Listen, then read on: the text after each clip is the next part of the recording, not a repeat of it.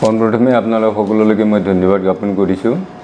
আমাৰ মহাবিদ্যালয়ৰ অৱসৰপ্ৰাপ্ত অধ্যক্ষ ডক্টৰ খৰ্গেশ্বৰ ডেকাদেৱৰ পেঞ্চন সম্পৰ্কীয় যোৱা 16 ছেপ্টেম্বৰ তাৰিখে নিয়মীয়া বাৰ্তাত প্ৰকাশিত বাতৰি মোৰ দৃষ্টিগোচৰ হৈছে। সেই বাতৰিত উল্লেখ কৰা মতে তেখেতে যে পেঞ্চন সম্পৰ্কীয় কোনো পইচাই পোৱা নাই, সেই কথাটো মিছা কথা। কাৰণ মই এতিয়া উইথ ডকুমেণ্টছ মই আপোনালোকক অৱগত কৰিব বিচাৰিছোঁ তেখেত জীৱিত কালতে কিমান টকা পাইছিল। 1 নম্বৰ, তেখেতে GPF ফাইনেল উইথড্ৰল কৰিলে টোকেন নাম্বাৰ তাৰিখ মই কৈ দিব বিচাৰিছোঁ 2021/08/585। এইটো হ'ল 10 আগষ্ট 2021। সেই টোকেন নাম্বাৰ মতে তেখেতে GPF উইথড্ৰল মানে কৰিলে বা পাইছে, কিমান পালে এইটো মই ক'ব বিচাৰিছোঁ 5,48,005 rupees। 2 নম্বৰত তেখেতে লিভ এংগেজমেণ্ট পালে, সেইটো টোকেন নাম্বাৰ হ'ল 2022/03/903। সেইটো হ'ল 21 ছেপ্টেম্বৰ 2021। সেই ডেটত তেখেতে লিভ এংগেজমেণ্টৰ যিখিনি পইচা টকা পাব লাগে পাইছে। ইয়াৰ মানে পৰিমাণটো হ'ল 22,41,040 rupees। 3 নম্বৰত তেখেতে পাইছিল প্ৰভিজনেল গ্ৰেচুইটি। সেইটো টোকেন নাম্বাৰ মই কৈছোঁ 2022/07/1364। এইটো তেখেত পাইছিল 27 জুলাই 2022। সেই মানে টকাৰ পৰিমাণটো হ'ল 9 লাখ পাইছিল। ইয়াৰ পাছত 4 নম্বৰ তেখেত পাইছে প্ৰভিজনেল পেঞ্চন। প্ৰভিজনেল পেঞ্চনো তেখেতে অৱসৰৰ দিনাৰ পৰাই তেখেতে পাইছে। এইটো টোকেন নাম্বাৰ 2022/07/1857 আৰু তাৰিখ আছিল 31 জুলাই 2022। সেইমতে তেখেতে পাইছিল 8,12,400। সম্পূৰ্ণ গোটেইখিনি যদি যোগ কৰা হয় তেতিয়া তেখেত মানে পাইছে 45,01,445 rupees। এতিয়া তেখেতৰ কিছুমানে ক'ব বিচাৰিছে যে পাৰ্মানেণ্ট পেঞ্চনটো কিয় নহ'ল। সেইটো DDU হিচাপে ৰিটায়াৰমেণ্ট হোৱাৰ পাছত সেই কথাটো কিছুমানে জানে, যিবিলাকে জড়িত হৈ আছে। তে ইয়াত AGৰ পৰা একাউণ্ট জেনেৰেলৰ পৰা তেখেতৰ মানে গভ অডিটৰ পঠাই দিয়ে, চাৰ্টাৰ একাউণ্টেণ্ট তেওঁলোকে একজন। তেখেতৰ যিখিনি কাৰ্যকাল, সেই কাৰ্যকালৰ মানে কমেও 11 বছৰতকৈ বেছি তেখেতে আছিলে। ইয়াত তেখেতৰ যি অডিট কৰিলে সেই অডিটৰ হয়তো ডিউ টাইমত তেখেতৰ কিবা প্ৰশ্ন কৰিছিলে বা জানিব বিচাৰিছিল, সেইমতে তেখেতৰ মানে লিখি থৈ গৈছিল সেই সময়ত একাউণ্টেণ্টে, মানে যিবিলাক অডিটৰে, আৰু সেইমতে তেখেতে প্ৰায় উত্তৰবিলাক দিছিলে। দিয়াৰ পাছত পাৰ্মানেণ্ট পেঞ্চনৰ মানে প্ৰচেছটো তেতিয়া আমি আগবাঢ়িব পাৰোঁ তেতিয়া সেই মানে অবজেকশ্যনৰ যি উত্তৰ, এই উত্তৰত যেতিয়া AGৰ পৰা আহিব অ'কে বা গ্ৰীণ ছিগনেল য়েছ, ঠিক তেনেকুৱা এইটো দিব পাৰে। এতিয়া মানে অডিট সম্পৰ্কীয় সেইটো যেতিয়া ক্লিয়াৰিটিটো আহি যায় তেতিয়া আমি ফাইনেল মানে পাৰ্মানেণ্ট পেঞ্চনটো আমি প্ৰচেছটো লগে লগে কৰিব পাৰোঁ।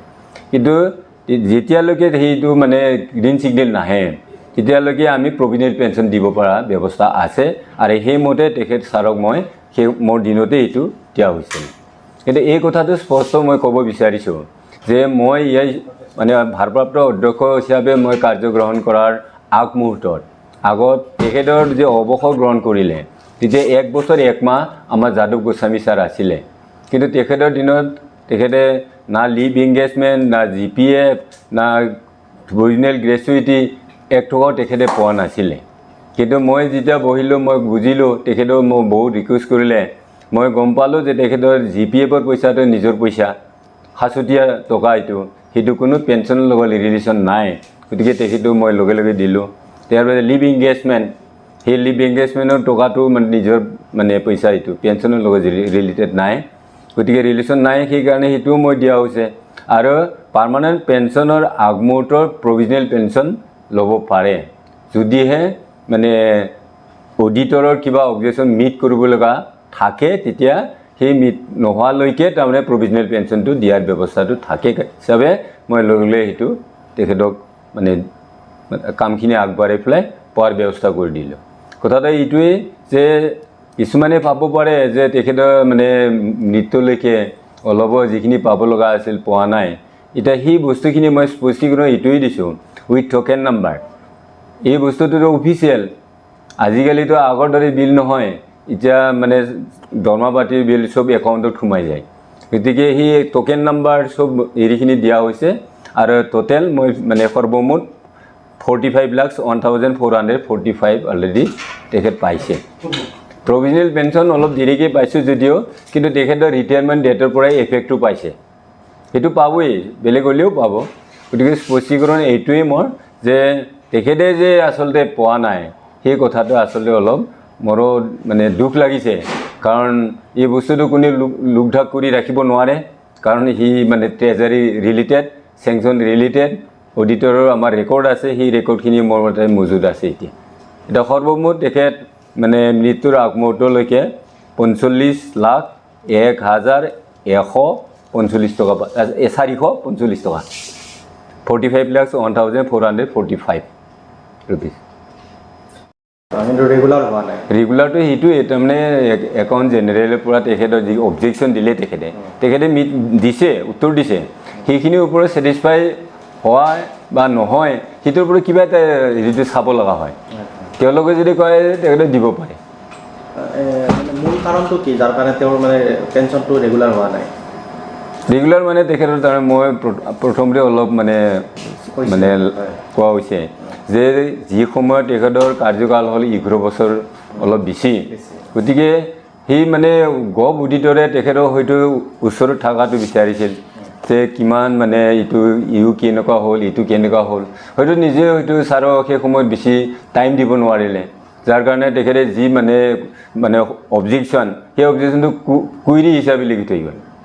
গতিকে সেইটো কাৰণে অলপ হেৰি হ'ব পাৰে অনুমান। আৰু বিশেষ মই ক'ব নিবিচাৰোঁ, কাৰণ তেখেতৰ মানে মোতকৈ যথেষ্ট জ্যেষ্ঠ আছিলে, তেখেতৰ অভিজ্ঞ ব্যক্তি আছিলে, কিন্তু সেই সময়ত মই কিন্তু যিটো প্ৰফেচাৰে আছিলোঁ তেখেত ৰিটায়াৰমেণ্ট হোৱা সময়ত, মই সেইকাৰণে বিশেষ ক'ব নিবিচাৰোঁ, কাৰণ মই যিখিনি বিবেকে মোক মানে ঢুকি পাইছে, মই যিখিনি নলেজত মানে মই পাইছোঁ যে তেখেতৰ এই টকাখিনি দিয়াৰ কাৰণে কোনো মানে কুণ্ঠাবোধ নকৰাকৈ মই এইটো প্ৰচেছটো কৰি পেলাই তেখেতক পাৱনি কৰি দিছোঁ। সেইখিনি স্পষ্টীকৰণ এইটো পাব, কাৰণ তেখেতৰ ডেথ চাৰ্টিফিকেট দিব লাগিব, তেখেতে নমিনি দি গৈছে, মোৰ মানে পৰিৱৰ্তে মোৰ মানে এবচেঞ্চত কোনে পাব লাগে, পূৰা মানে চব মোৰ চাৰ্টিফিকেট মই এটেষ্টেড কৰি দিছোঁ, কমেও 50-60খনমান ডকুমেণ্টছত মোৰ ছিগনেচাৰ লাগে, মই লগে লগে দিছোঁ। তেখেতৰ ছোৱালী মানে আহিছে, ইয়াতে বহিছে, তাৰ চকুৰ আগতে মই দি দিছোঁ, আৰু লগে লগে এই প্ৰচেছটো হৈ পেলাই সি মানে বৰ্তমান যিখিনি টকা তেখেতে পাবলৈ সক্ষম হ'ল। আৰু কিছুমানে ভাবিব পাৰে যে পাৰ্মানেণ্ট পেঞ্চনটো নহ'ব নেকি, সেইটোলৈ কোনো শংকিত হৈ লাভ নাই।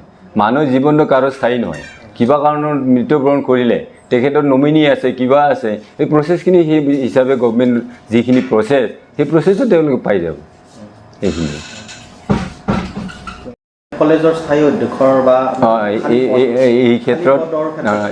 এই ক্ষেত্ৰত মই এই বিষয়টো অলপ বেলেগ আছিলতো, এতিয়া মই এইটো স্পষ্টীকৰণ দিব বিচাৰিছোঁ। আমাৰ 2 মাহ মূৰে মূৰে বা 1 মাহ মূৰে মূৰে হঠাৎ আমাৰ ভেকেঞ্চি পজিশ্যন খুজি পঠায় PTC অথৰিটিয়ে, আমি দি থাকোঁ, দিয়াৰ পাছত এইটো ক'ব নোৱাৰে যে পাৰ্মানেণ্ট প্ৰিন্সিপালটো পষ্টটো ভেকেণ্ট আছে বুলি ছাৰে জানিব পঠোৱা নাই নেকি। মোক সুধিব নালাগে, অফিচ ৰেকৰ্ডত আছে, অফিচ কপিটো থাকেই।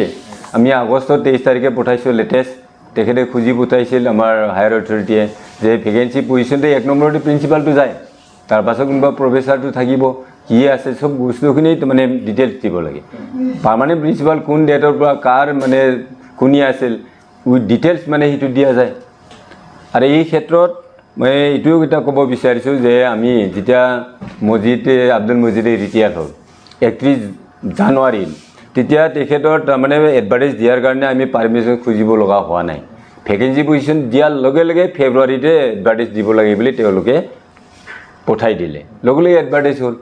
যদি প্ৰিন্সিপালৰো যদি কালি আহে এইটোতো মই ধৰি থকা বস্তু নহয় আৰু এই কথাটো স্পষ্ট যে প্ৰিন্সিপাল পাৰ্মানেণ্ট প্ৰিন্সিপালৰ এডভাৰটাইজমেণ্টটো জিবি প্ৰেচিডেণ্টৰ হাতে দি দিয়া যায় প্ৰফেচাৰবিলাকৰতো মোৰ হেৰিটো থাকিব মোৰ নামটো থাকিব তাতে কিন্তু পাৰ্মানেণ্ট প্ৰিন্সিপালৰ এডভাৰটাইজমেণ্টটো জিবি প্ৰেচিডেণ্টহে দিব লাগে সেইটোৱেই নিয়ম গতিকে কোনো ইমাই নাই আমি যে দি আছোঁ কালি যদি কিবা অৰ্ডাৰ আহে যে দিব লাগে এডভাৰটাইজ দিব লাগে এডভাৰটাইজটো আমি নিজৰ ইচ্ছামতেও দিব নোৱাৰে কাৰণ তেওঁলোকৰ গাইডলাইন দিয়ে ক্ৰাইটেৰিয়া দিয়ে এলিজিবিলিটি কি আছে কি লাগিব গোটেইখিনি বস্তুটো তেওঁলোকে মানে ডিটেইলছ দিয়ে বিতংভাৱে দি দিয়ে আৰু সেই ভিত্তিতে তাৰমানে আমি এডভাৰটাইজটো দিব পাৰোঁ আমি এটা তাতে ক্ৰাইটেৰিয়া এটা সোমাই দিব নোৱাৰোঁ যে এনেকুৱা হ'লেও হ'ব এনেকুৱা হ'লেও হ'ব এইটো নহয় UGC লেটেষ্ট গাইডলাইনটো ফ'ল' কৰি তেওঁলোকে এটা আমাক মানে ন'টিছ দিব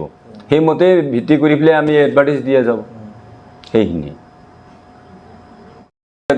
ধৰি থকা কোনো মোৰ হেৰি নাই এইটোতো ৰুলেই দিবই লাগিব এডভাৰটাইজটো